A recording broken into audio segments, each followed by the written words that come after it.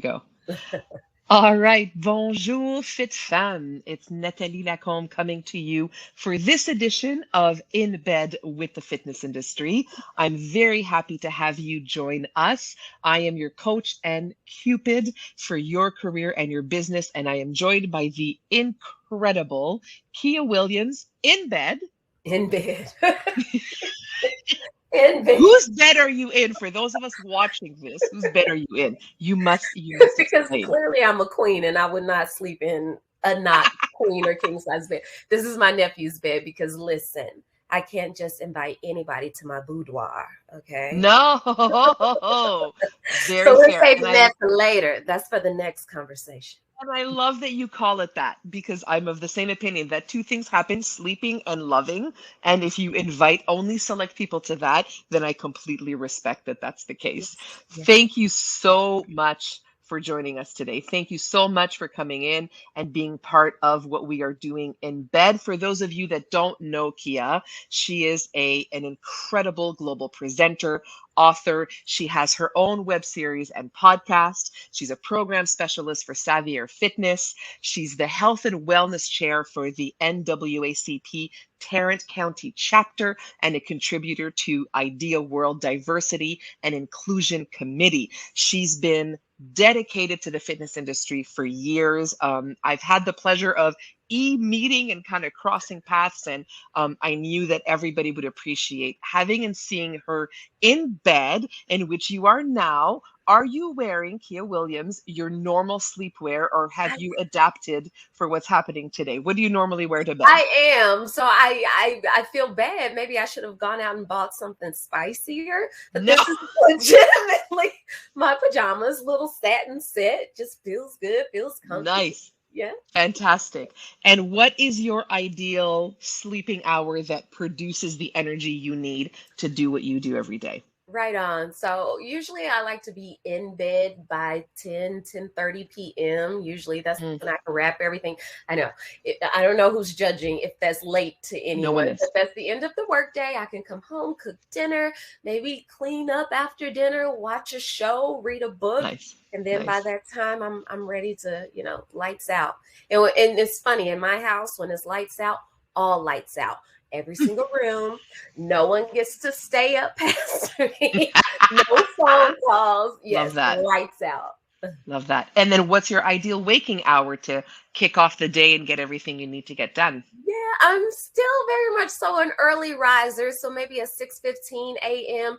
You know, being a young budding fitness professional, we're used to paying our dues with those 5 a.m. boot camps, right? Yeah. You remember the 5 a.m. boot camps. Mm, Strong following. You know what? I'm so glad that I've graduated from that. So although, listen to me, although I may open my eyes at about 6 a.m., 6:15, I just want to lay there, man. I just lay there, look at the mm. ceiling. Maybe I'll have coffee in bed. But Oh, my grandfather, my late grandfather, he has this saying or had this saying that all of us, my uncles, myself, my cousins, we keep with us. It's off and on, off your mm. ass and on your feet. See, we grew up on a farm. So it's like my biological clock, if I have one of those, internally, when I know it's time to get out of bed, I hear in my head, off and on, Kia, off and on, off your ass on your feet. And that's when I I'm off. love that. I love that. Thank you so much. And thank you for coming here Of course. and sharing some of what you've been focused on, some of what you've been doing. I'm so excited to hear a little bit more about it. I would love to know how the platform you've built over your successful career Yeah. has helped you engage with the fitness executives, the decision makers, etc. Like I mentioned in the work that you're doing right now to improve diversity and inclusion. So, how has Kia's Yeah. career helped those people connect and understand that you are someone that can guide them in something that's so important right now in our industry? Absolutely. I've always been sort of a grassroots mover. So, Mm, on the fields, in line with the people, boots on the ground, if you will. mm, I am a person who I don't necessarily choose to speak for others unless they ask me to. I'm more so in the business of amplifying voices, and engaging people to make them feel brave enough to speak up on their own behalf, because only you can tell your story as brilliantly as possible that will be commanding and to make an impact.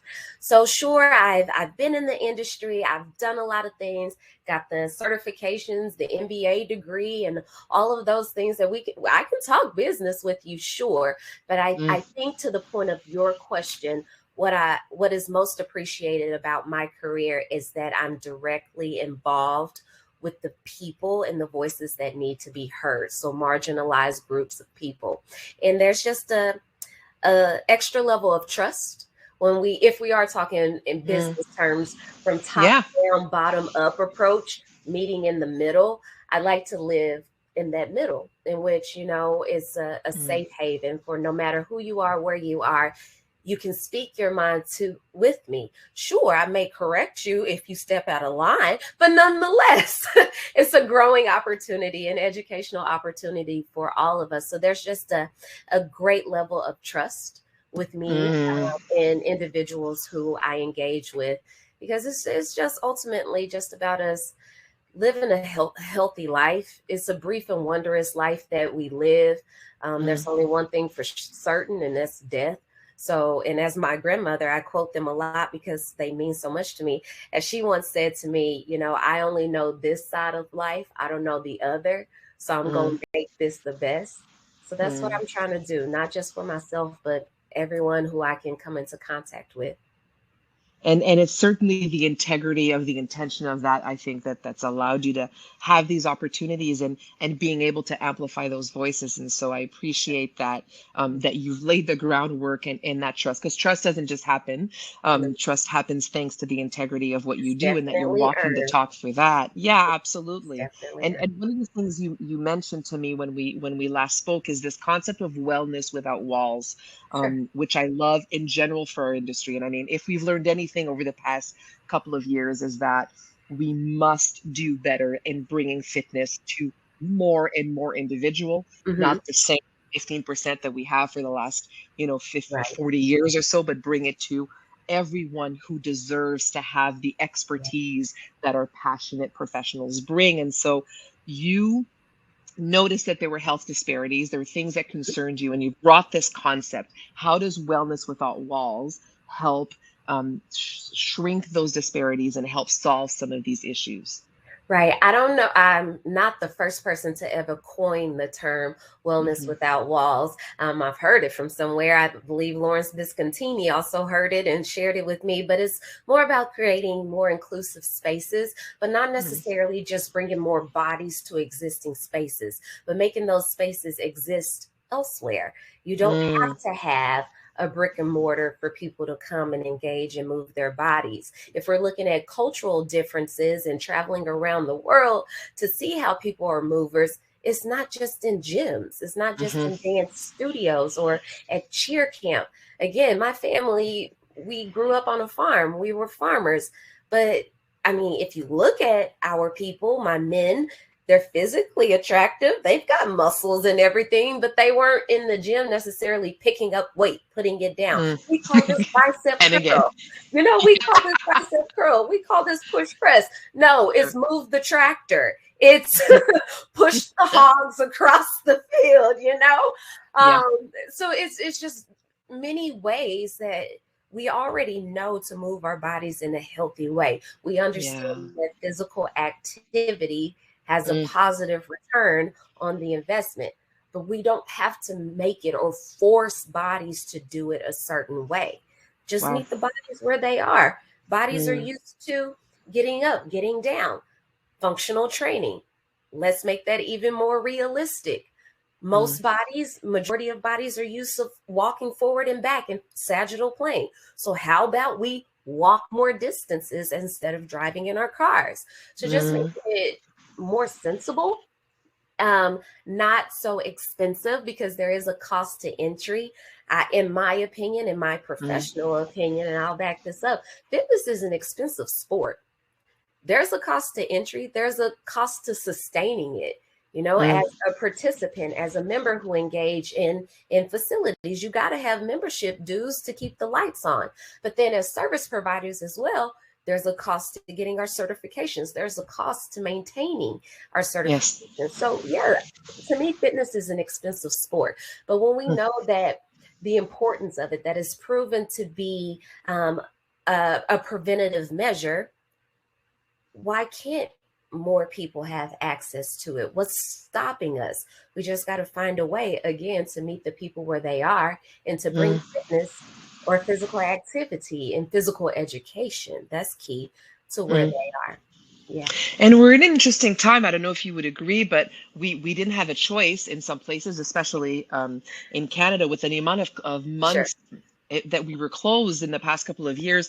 We had to try and think differently of sure, it doesn't necessarily need to be in my perfect studio and this and that. The bricks Right. and mortar was closed for such a long time. We went to Mm-hmm. virtual, we went to parks, we went outdoors, we went to All the tennis things. courts, right? Girl, we were Exactly. swinging from So chandeliers and ceiling fans. Yes, I know. yeah, so I feel like we've kind of ripped off the band-aid of that. Mm-hmm. Yet it's easy to get complacent and said, well, we Yeah, do virtual and that's it. And so what would you say fitness leaders themselves? So we think about the decision makers that are there, but fitness leaders of all different, of all different capacities and of sure. all different titles, et cetera, et cetera. What can they do to serve some of those more marginalized group? What some next steps so that we feel Mhm. empowered to start making some strides in that direction? Sure. First things first, get there. Meet them where they are. Live in their space. Mm, Feel as they feel, see as they see. Of course, listen. Shut up and listen. I don't know what happens when people get the title of professional, when I'm getting paid to do my work, or whomever tells you that you're an expertise or an expert in anything. Shut up and listen. Like, you don't mm, have to have all the answers. Actually, the person who you are talking to has all the answers. So that's sort of why I really appreciate psychology and watching psychologists work and engaging with them, is that sure, they may plant little seeds or help dig out things, but they sit back and listen. And if you're mm, quiet enough, people will start to talk, and they'll start to talk more. And that's where you get the messaging. That's where you get the answers to the dilemmas or the problems, and you can solve things and come up with various solutions for different issues. So I would say get there. When I was studying in my MBA and we were doing globalizational approach for business and mm, doing sort of cross-country examinations or study abroad, things like that. You can't necessarily be everywhere, especially mm, at once. So sure, there's value in doing your research before you are able to travel or move or go meet the people where they are. So lo and behold, we have Zoom, WebEx, FaceTime, all these other video yeah. capabilities that we can still have sort of face-to-face conversations, and you can Mm, prepare me. And that's like a journalistic approach, an mm, interview. Yeah. How mm, nice, how valuable are those real live interviews of these people who you want to serve, who you want to make possibilities for. But I would say first things first is to get there and let them mm, tell their own story within their own voices, and you actually listen. Okay. Another suggestion that I would give is, find credible ways of delivering on your promises and mm, credible ways in which are sustainable. So I am not afraid of reaching out to local congressmen and saying your budget is crap because it doesn't support the marginalized groups of people you're ignoring. In all due respect, sir, ma'am, or they, you are missing a strong group, a valuable group of people in your mm, budget. Let's reevaluate. Let's oh, reassess. mm. Yes. So those are, I guess, my top two right now that you put me on the spot. No, I love, I love that. Thank you for sharing that. Mhm. Th what are some of the projects that you are excited about? What are some of the things that you're looking forward to in the next little while? And is there anything that we can engage and get involved in or follow or have a look to see how that's going? So in my bio, you mentioned that I'm the health and wellness chair for the NAACP Fort Worth Tarrant County chapter, so NAACP. My role within health and wellness is to your point, bring wellness without walls to people wherever they are. So that goes, of course, beyond just physical movement, but we're talking nutrition, we're talking medical accessibility as well. Children who are in school, making sure they have good, healthy meals. What we were witnessing during the first lockdown in the United States, the stay-at-home mandate, is that a lot of children weren't getting nutritious meals at home. And that's a problem. I always say it's family business, whether we're blood related or not. It's family business. So it's my business, it's our business to take care of our people, to take care of each other. So the NAACP and we came with initiatives to make sure that we had brown bag lunches that were delivered to homes, or we were able to set up shop at certain locations, centralized locations in which families could walk, bike, jog, drive, take the bus into town or wherever we were to get lunches and dinners to take home. So those are things that won't go away, because we saw the value in the services and the need, the necessity for them. And COVID, although maybe mandates and restrictions are lifting, we ain't out. We're not out of the thick of it. Like, the virus is still mutating and people are still contracting and getting sick. So there'll still be a lot of education on my part of doing research, keeping up with the CDC here in the United States to continue to educate and uplift our communities so that they don't feel lost, left out, or forgotten. Outside of that, things that I'm looking forward to is that conferences, in-person conferences, are coming back. Yeah, we will see one another from under the belly button. Right. And I'm truly in my pajamas right now, but I guess acceptable rather. But it's funny because I went to IDEA PTI in Washington, D.C. I can't even remember. Maybe it was February, so a month ago. And to be back in person, it was so nice, so rewarding. So many people and faces. It's like your face looks different when it's not on the screen. In 3D. In 3D. We're all alive. We're really alive. And also people who you never really met truly in the flesh, but you feel like you know each other so much, like you and I. The number of times we had a conversation, I've yet to actually shake your hand. So to be back in conferences to do all of that, although I've got to get my stamina back up. I presented 2 sessions and I was beat. It's exhausting just having a social event. I went to a hockey game the other day and it took me 2 nights after to get, we're not used to doing the in-person stuff. Just leaving the house, putting an outfit on, walking somewhere. Shoes. It's too funny. I have a lot of shoes. Those used to be my jam, shoes. I don't want to put on shoes anymore. I don't want to. Oh, that's hilarious. Oh, well, thank you for sharing those things, and we'll certainly keep an eye on that and see in which ways we can see you and get involved with those things. Absolutely. I'd love to know if you're looking at the fitness industry now as somebody that's, done so much and still engaged in so many new opportunities, and your enthusiasm is palpable and is stimulating and is inspiring. So thank you for sharing that. As you look at the industry, and we're looking at 2022, and it has had a bit of a revolution over the last couple of years, what inspires you? What are you grateful for? What are you seeing around you that helps keep you stimulated and engaged in what we do? What stimulates me? What keeps me excited? I mean, sure, the return on our investment, return on the revenue.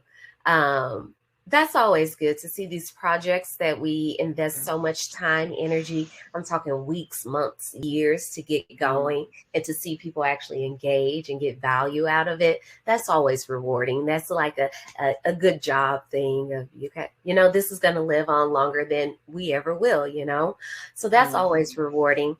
If there's a problem, it's just going to incentivize me or entice me to just keep going. I'm going to address the problem and find a solution. It's like putting puzzles together, puzzle pieces, I suppose, of just making sure that as the world evolves, as people evolve, that our services, our messaging are also evolving to meet people and their needs. So that always keeps me very driven. And I also have a strong support system my family, my friends, my colleagues. So they, one, keep me in check. They keep me humble. They keep me humble, that's for sure. It's nothing like, getting off a big stage and feeling like, yeah, guitar solo moment. I can do this.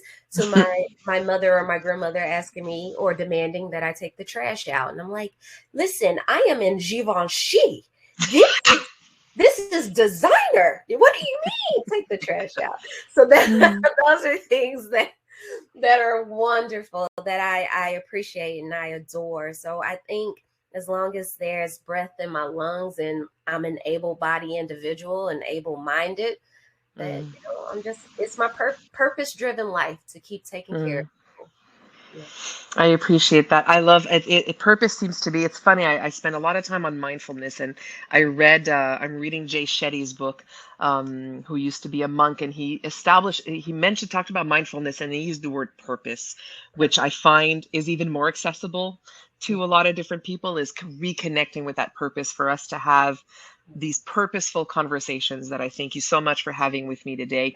Purposeful conversations, purposeful moments when we do step out of our home and we actually do engage with people. So we do it on virtual, we do it on digital, but that, like you said, having these things taken away from us, I think that some of the inspiration that comes from you is that these things are done with purpose. They're done well. We take care of ourselves so we can keep having purposeful moments and classes and sweat and movement and nutrition and all of these things with the people who we strive to serve. And so I thank you for reconnecting us with that purpose of yours and hopefully with our own. And I wish you a wonderful spring, if we can get there this We'll year, get to spring in Chicago. Come on. in both our countries. And both of us had snow in the last couple of days, even though we're, towards the end of April now. And I very much look forward to shaking your hand in the months to come, hopefully. Thank you so much, Kia. Thank you. Listen, since you've got me in the mood, I'm going to bed. Good night. Good night. Sweet dreams with your sleep mask, Kia Williams. Au revoir. Thank you so much. I'll have you press the funny button now. So whatever the green one was, that's the one that'll shut us down. And thank you so for your generosity. I hope that was fun. It was a great time. I'm on a high now. I gotta go do things. I'm not gonna. Sorry. Got to get you out of your pajamas. Thank you. Take care. Au revoir, mon ami.